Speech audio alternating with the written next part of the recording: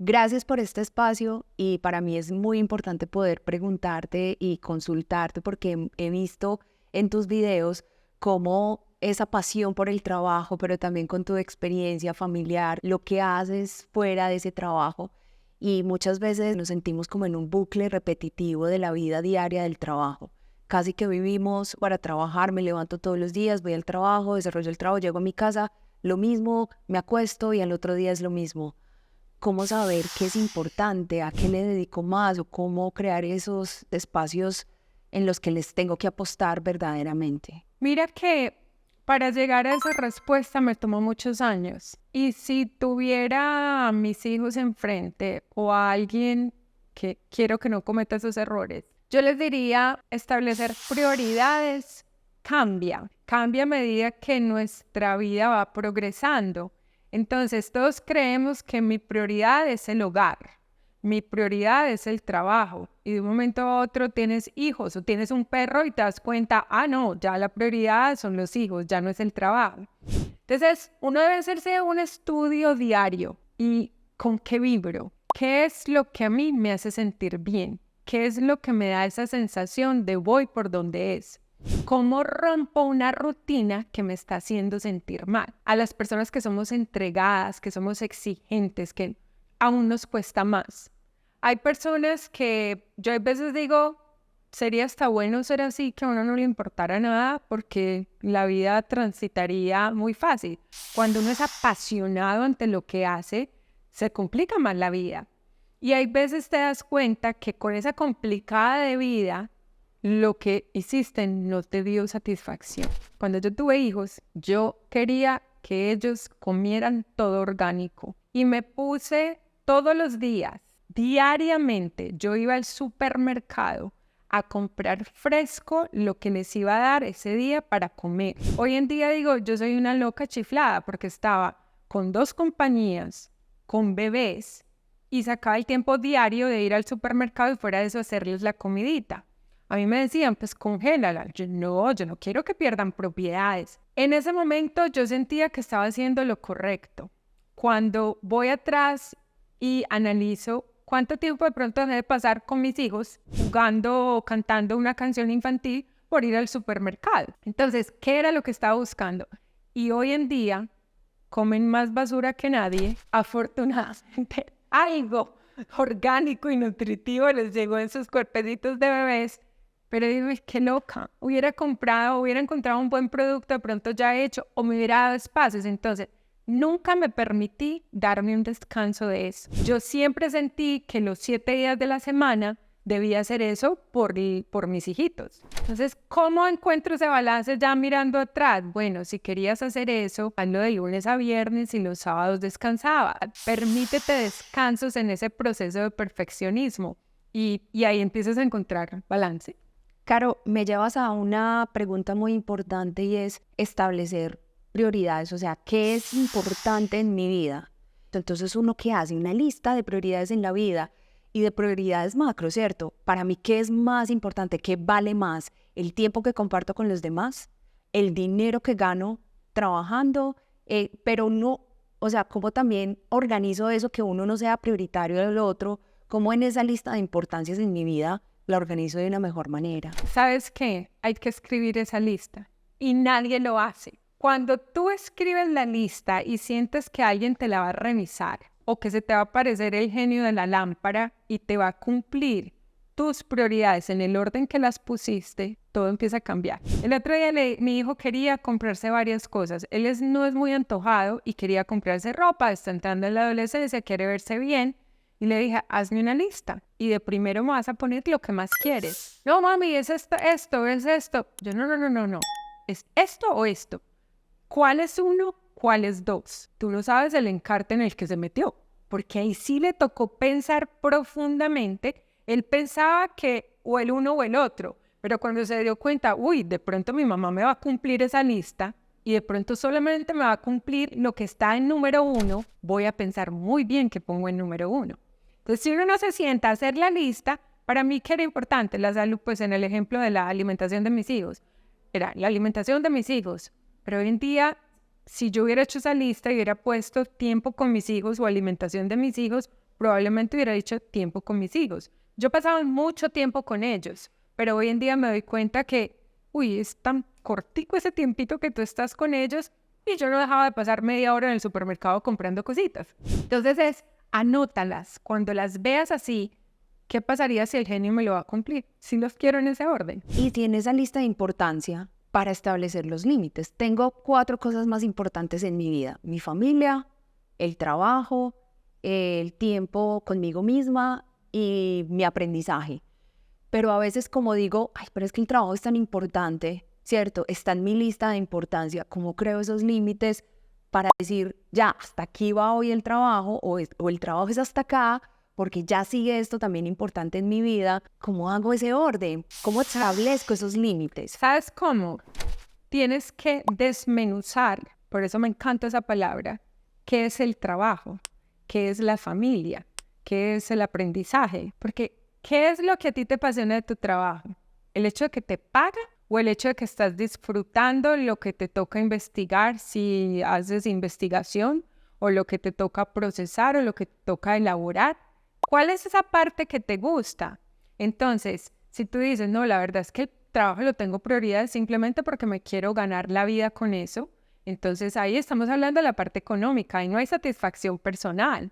Entonces, desde que tú estés cumpliendo con los requisitos para que te den tu salario, a lo mejor el trabajo pasa a un segundo plan. Ahora, si tú me dices, no, es que cuando yo digo trabajo es porque yo me sollo lo que estoy haciendo, porque yo cuando estoy, a mí me pasa en propiedad raíz, yo me disfruto. O sea, tú me puedes ver a las 11 de la noche, yo realizando un mercado, cómo esta casa se vendió en eso. Nadie me lo pidió, lo estoy haciendo porque yo lo disfruto. Para mí eso no es trabajar. Entonces ahí sí es trabajo, pero también es hobby.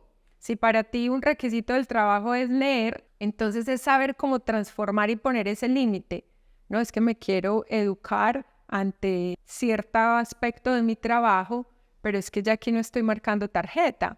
Entonces, cuando tú divides lo que es el trabajo, te das cuenta que tú sí le puedes poner un límite al trabajo, a esa parte del producir y decir, después de las 5 de la tarde, ejemplo, no le tengo que contestar a mis clientes. A mí me pasaba. A mí un cliente me llamaba, una vez tuve una experiencia que fue lo que me sacudió más. Una clienta me llamó a las 9 de la noche. Yo le contesté. ¿Por qué? Porque ya mis niños estaban acostaditos, ya les había leído el cuento, estaban dormidos y mi mayor hora de producción era en las noches. Entonces yo dije, de una vez salgo de esto. En vez de tener que hablar con ella mañana a las 9 de la mañana cuando estoy ocupada, le voy a contestar. Le contesté y eran las 11 de la noche y no habíamos parado de hablar.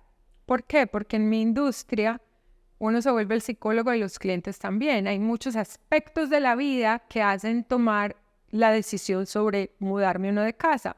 Bueno, el marido le había dicho que se divorciaran, estaban bajo contrato en una casa y todo ese análisis a la primera que llama a decirle es a mí. No a la mamá, no a la hermana, se sintió con la confianza de decírmelo y yo no le puse límite. No le puse límite, ¿por qué? Porque es un ser humano, no era mi amiga, era una clienta y cómo abandonarla, pero me di cuenta que perdí ese momento mío, era mi hora de descanso. Entonces, hoy en día digo, no, yo no contesto el teléfono. ¿Por qué? Porque es que tú nunca sabes cuándo es una emergencia que va a tomarse 2 horas y ahí es cuando tienes que aprender a poner ese límite. ¿Cómo saco entonces tiempo para mí? Mira que dabas ese ejemplo y uno siempre se queda entonces con los 2 más importantes, trabajo y el tiempo que comparto con mi familia. ¿Cómo saco tiempo para uno? ¿Cómo haces tú para sacar tiempo para ti mismo? El tiempo mío es ir al gimnasio. No me gusta ser interrumpida. Me di cuenta que la única forma que podía hacer eso era yendo muy temprano en la mañana. No me gusta sentir que cuando estoy haciendo cosas para mí me interrumpan. O sea, esa soy yo. Y en medio de mi personalidad de mucha responsabilidad, si yo hago ejercicio a las 10 de la mañana y me suena el teléfono, yo siento que estoy en horas de trabajo y que debo responder. Y por eso no me conecto. Entonces, uno tiene que establecer todo ese tipo de límites.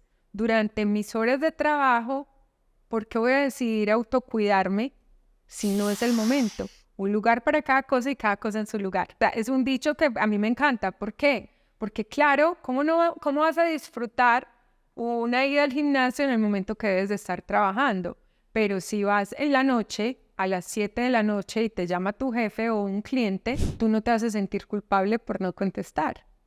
Entonces, es como tener en cuenta que para el autocuidado hay que encontrar el tiempo correcto y no dejar que nada más lo interrumpa. Tener espacios bloqueados, por decirlo así. Hay técnicas, de hecho creo que alguna la he comentado en otro video, de dividir tus horas laborales en 52 minutos. Hay una teoría de 52 minutos, otra de 55, para siempre tener un espacio entre 8 a 5 minutos cada hora.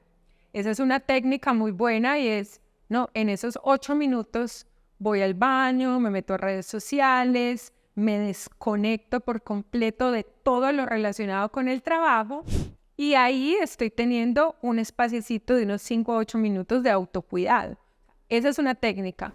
Hay otras personas que dicen, no, yo prefiero darle duro todo el día y sacarme una hora de descanso en mitad del trabajo. Es encontrar qué te funciona. Caro, y para finalizar, y lo escuché justamente esta semana, se lo escuchaba a varias mujeres que van en ese automático de la vida, del trabajo y que quieren encontrarse consigo mismas, pero llegan a un punto en que dice, pero a mí hasta se me olvidó que me gusta o no recuerdo que me gusta. Mira que fue muy curioso porque cuando yo me divorcié, me di cuenta lo desconectada que yo estaba de la música latina. Muchos dirán, ¿cómo así? ¿Cómo se desconecta uno de la música? Y es que yo a veces con situaciones así las profundizo mucho y me llevan a un gran descubrimiento. Y es que mi expareja era músico. Su apreciación por la música era a otro nivel. Y para él, cierta música latina, no toda, porque respetaba la buena música latina, no era buena. Entonces,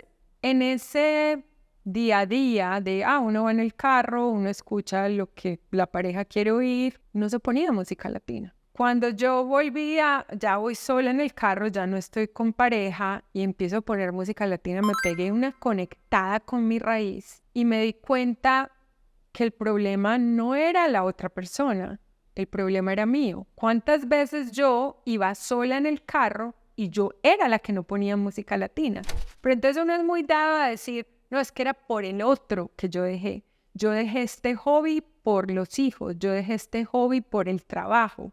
Yo empecé, toda la vida he jugado tenis, no soy buena jugadora, pero desde pequeñita estuve en clases, a los 15 años jugué, toda la vida siempre he jugado tenis y me encanta jugar tenis en las noches. En mi redescubrir, en mi encontrarme, y también he sido patinadora, empecé a volver a patinar y a jugar tenis. Y yo decía, nadie me lo había prohibido, sino que hice que en mi rutina no le di espacio. Y pasaron muchos años sin darle espacio a esas cosas que me gustan. Es muy gracioso, yo muchas veces escucho a la gente y todos, especialmente después de los 40, contamos algo que hacíamos muy bien cuando éramos jóvenes y cuando tú escuchas a la persona, wow, era patinadora, ejemplo, uno dice, pues que es buena patinadora, nada. Y si tú vas y les preguntas, ¿hace cuánto no patinan? Dicen, hace 20 años. ¿Cuántas cosas que nos apasionaban, que éramos buenos, las dejamos de hacer solo porque la vida cambió? Entonces, claro, yo ya no